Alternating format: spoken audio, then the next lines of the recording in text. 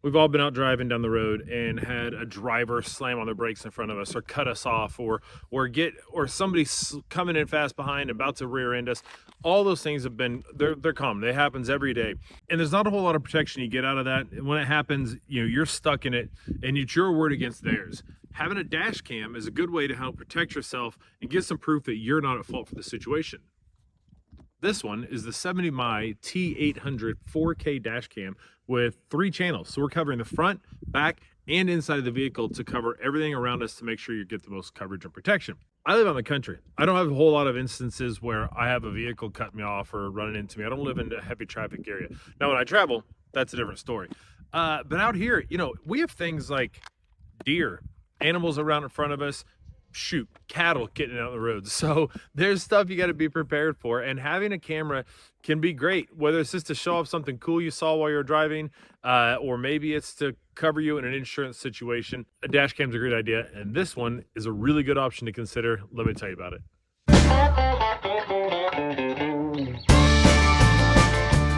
So like I said, this is the 70mai T800 dash cam.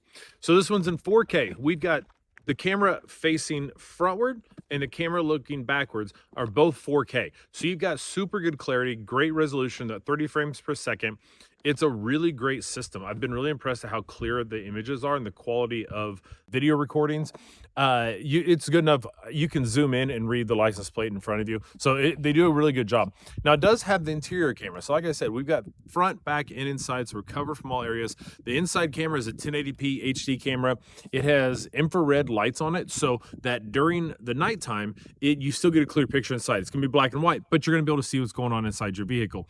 This is great whether whether you do rideshare, you're driving around doing Uber or Lyft, taxi driver, or you've just got people hanging out in your vehicle and you don't know what's going to happen. But what if your car gets broken into? These are all things that this camera can help out with, because it's got a detection from when you're parked. You can have AI detection, and it will watch out for movement around your vehicle, any kind of activity, and it'll start recording and cover all that for you. So it's a really cool option. It does all this locally. So it's storing all this on a SD card, micro SD card, and it goes up to 512 gigabytes. So you've got lots of storage to store all this high quality video onto, and it all stays locally. It doesn't go to the cloud. Now, you can save it to the cloud if you want, but this does offer Bluetooth connectivity and Wi-Fi hotspot to connect to transfer information to your phone. So when you want to download stuff off of the camera to your phone, instead of taking the whole SD card out and putting your computer and all that stuff, you can just send it wirelessly. And that Wi-Fi 6 hotspot connection to the camera makes it super fast. So download all that stuff really quick. It's on your phone. Do what you want with it after that. With that, so we're talking about the cameras here. So on the inside, like I said, we've got that 1080p high quality camera inside with infrared lights. Exterior, we've got dual. Let me get my phone and make sure I get this right. But we've got Sony STARVIS 2 IMX 678. Great cameras. These are types of cameras you find in a lot of our high-end cell phones. So they've got a really, really good camera on it, super great quality. So what those cameras do, they give a really great clarity at night. The night vision on this is really impressive. So your front and rear cameras are not going to be black and white like the interior. You're going to have full color, and it looks really good. I did some testing driving up down gravel roads, case deer, coyote, whatever decide to jump out in front of me. I've driven it in town. So you kind of get the difference between going from dark environment to light environment and how good the quality of the camera can be. So it's really cool. But it's all about more than just the cameras. So one of the things that they offer 70mai is this. This is a CPL filter. So what this does is you put it on the outside of the camera. So it slides over the camera lens. You can tune it, and it helps cut out a lot of glare and give you better clarity. So it's a really great option. It's not required, but it is an option. They sent it along, and it makes a really big difference in that. On top of that, if you do want to have this connected so you can access it remotely, so if you're traveling, and you got your car parked at the airport, you're sitting in a hotel, you're sitting somewhere in a sketchy area, you want to make sure you can check in on your vehicle, you can do that. They do sell this kit. This is the 4G hardware kit. So you wire it, it connects to your dash cam, gives you that connectivity. It is only compatible, at least this one is only compatible with an AT&T data SIM card. So I didn't actually hook this part up. I didn't want to pay for a data SIM card for testing, but this is an option. I will actually be probably setting this up. I'm going to transfer this dash cam to my wife's car because I have another dash cam coming. So make sure you hit that like and subscribe button so you don't miss that one, as well as any future videos, of course. So I'll be switching this over, and I'll be hooking this up into my wife's car because she's going to do a little bit more traveling. So I want to make sure she's covered and we have access to any of the information we need. So those are two of the parts. Now the installation, installing this is really easy. You don't have to do any drill any holes. It was really pretty easy. I was able to just run the cords. It slides right in. They even provide a little tool inside to help, but it slides right in along the trim line, along the headliner, however you're trying to run your cords. But there was plenty of length. I was able to get it installed in the front of my vehicle on the front and ran the cable down and plugged it into the 12-volt DC cigarette lighter port. A lot of us old people still know it that way. Plug it right in there. USB cable plugs into that. For the rear camera, it's got an extra long cable. Same thing. I just ran it right along the edge of the trim to the back of the vehicle, plugged it in, and it's all nice and neat, tucked away. Now, as far as positioning the camera, it comes with 2 stickers, clear stickers you put on your windshield, and then it's got a replacement 3M VHB high sticky pads for the front and back cameras, and those stick right onto that clear sticker, so you don't have to worry about any residue or damaging your glass on your vehicle if you don't want to. But getting that up there, I decided to place mine up high so I can just barely see the buttons and on the end and the buttons on the bottom of the module. So I didn't want to have the camera in the way, the screen there. Now you can have the screen shut off after a certain period of time. You can have it go to a screensaver like a clock, or you can always constantly have the screen up there. I didn't want the distraction, so I have mine tucked up underneath my mirror so it's out of my point of view. That's what I've chosen to do. The inside camera and the back camera are adjustable, so you can turn those and make sure you get the right angle so you can see what you're wanting to see inside your vehicle. So you got tons of customization and able to make it work with whatever your vehicle you're putting it in. So it's a really cool option. Like I said, the install was easy.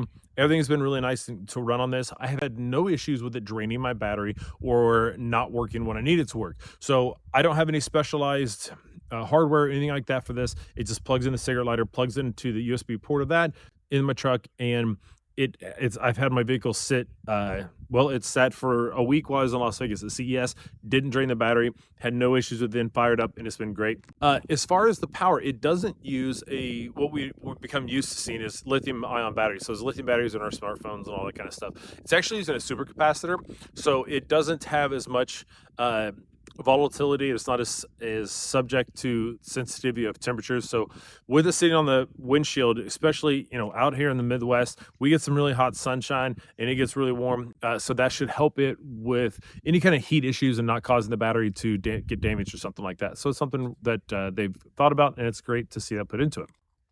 Now, when it comes to using this thing, it's pretty simple. I mean, unless you're needing to do something with it, make an action with it, you just plug it in, set it up, and it's done. You don't have to mess with it.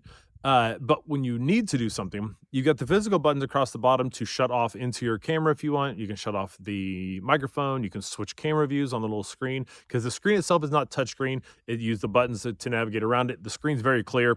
You can see everything on it, but it's not touchscreen, and I'm okay with that because I don't want my finger so much as on it anyhow.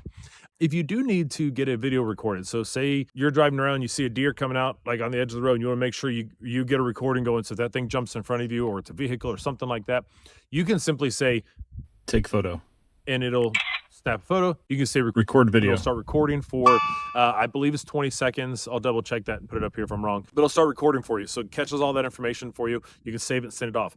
There are some automatic features to it as well. So it has ADAS, automatic driver assistance systems. So the cool thing with that is a lot of newer vehicles have lane assistance. So if you're starting to leave your lane or something like that, it'll alert you if there's somebody stops in front of you, you're not paying attention, it'll alert you if you're getting too close. This will do that. It does a pretty good job. Setting it up, you have to do a calibration phase with it, and it walks you through that, and it's really easy to do. But once you get it set up, you can see on the camera, if you're looking at the screen on the camera, it actually shows blue lines where it's detecting where the center line is and the edge of the road and the shoulder of your road is at. So it can detect whether you're getting too close to those lines and cross it. It works pretty well. I'd say it had about an 80% success rate. It's better during the day than it was at night when I was doing testing with it. However, there are two things I like to fix on it. One, it tells you once you've crossed it. I would rather it let me know as I'm approaching it.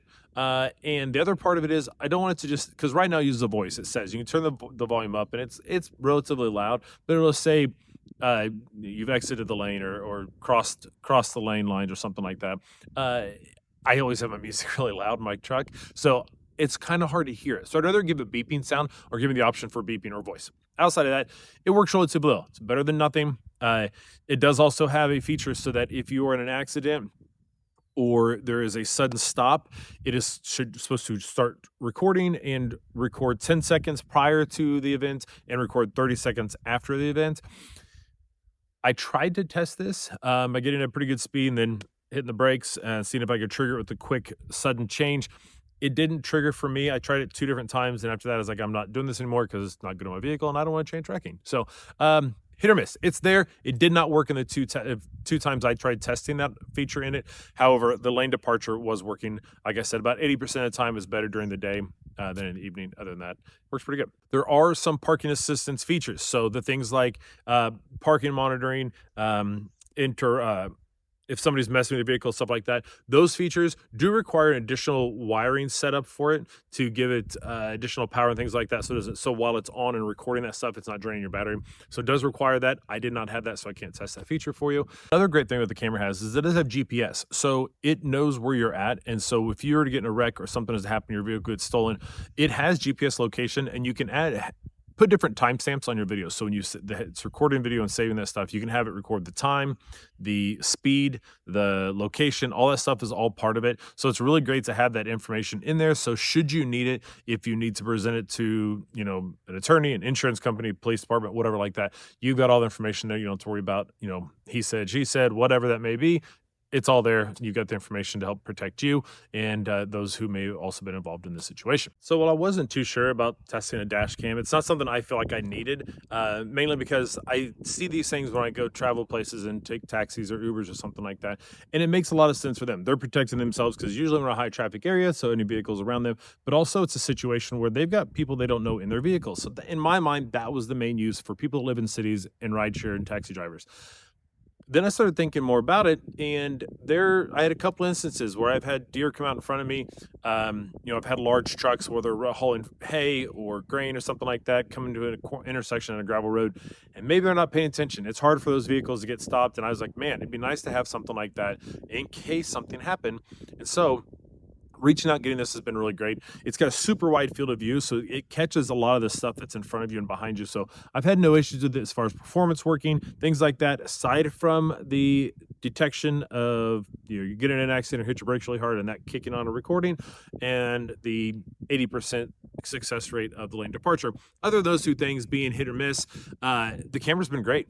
I love the quality. It's easy to use. It's just up there and I don't mess with it. It's nice to be able to just say record video. Even with my music loud, it does a good job of picking that up and actually recording the video and doing its part. So it's been really good to use. I was sent this for testing review purposes. However, neither the brand, any PR agencies, or anybody else will get any input on this video or see it before you. So it's new to everybody out at the same time. If you have any questions about this, please drop them down in the comments. I'm happy to help you out, do the best I can. I've got tons more videos coming up, so make sure that like, subscribe button, and the bell icon is important so you get notified when that video hits. Look forward to seeing the next one. Thanks for sticking around.